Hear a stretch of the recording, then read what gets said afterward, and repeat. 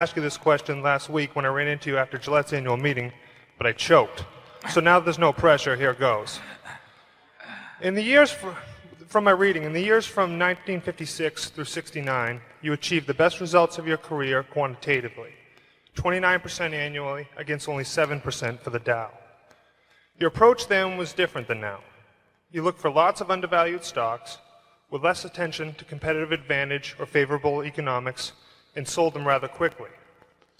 As your capital base grew, you switched your approach to buying undervalued, excellent companies with favorable long-term economics. My question is, if you were investing a small sum today, which approach would you use? Well, I would use the approach that I think I'm using now of trying to search out businesses that where I think they're selling at the lowest price relative to the discounted cash they would produce in the future. But if I were working with a small amount of money, the universe would be huge compared to the universe of possible ideas I work with now. You mentioned that 56 to 69 was the best period. Actually, my best period was before that. It was from right after I met Ben Graham in early 1951. But from the end of 1950 through the next 10 years, actually returns averaged about 50% a year, and I think they were 37 points better than the Dow per year, something like that. But that I was working with a tiny amount of money, and so I would pour through volumes of businesses, and I would find one or two that I could put $10,000 into or $15,000 into that were just ridiculous. They were ridiculously cheap, and obviously as the money increased, the universe of possible ideas started shrinking dramatically. The times were also better for doing it in that time. But I think if you're working with a small amount of money, with exactly the same background that Charlie and I have, and same ideas, same whatever ability we have, I think you can make very significant sums. But as soon as you start getting the money up into the millions, many millions, the curve on expectable results falls off just dramatically. But that's the nature of it.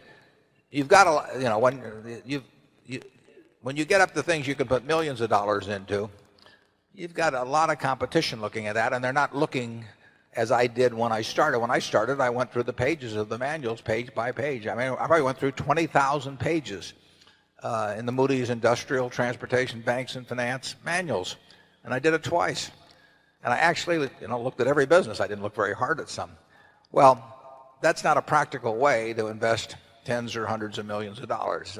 So I would say if you're working with a small sum of money and you're really interested in the business and willing to do the work, you will find something. If you were, there's no question about it in my mind. You will find some things that promise very large returns compared to what we will be able to deliver with large sums of money. Charlie? Well, yeah, I think that's right. A brilliant man who can't get any money from other people and is working with a very small sum probably should work in very obscure stocks, searching out unusual, mispriced opportunities. But that's such a small world. It may be a way for one person to come up, but it's a long slog.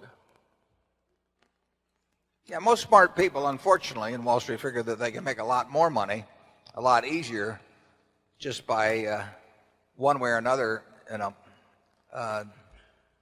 getting an override on other people's money or delivering services in some way that people, and the monetization of hope and greed, is a way to make a huge amount of money.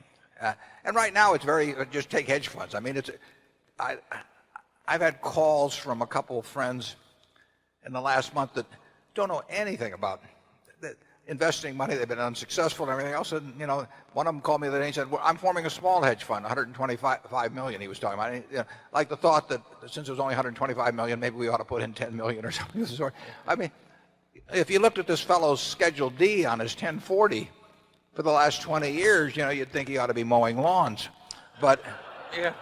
but he may get his 125 million. I mean, and it's just astounding to me how willing people are during a bull market just to toss money around because they think it's easy. And of course that's what they felt about internet stocks a few years ago. They'll think about something else next year too. But the biggest money made in Wall Street in recent years has not been made by great performance, but it's been made by great promotion, basically. Charlie, do you have anything? Well, I would state it even more strongly.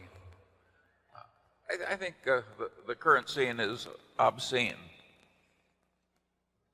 I think there's too much mania. There's too much chasing after easy money. There's too much misleading sales material about investments. There's too much on the television emphasizing speculation in stocks.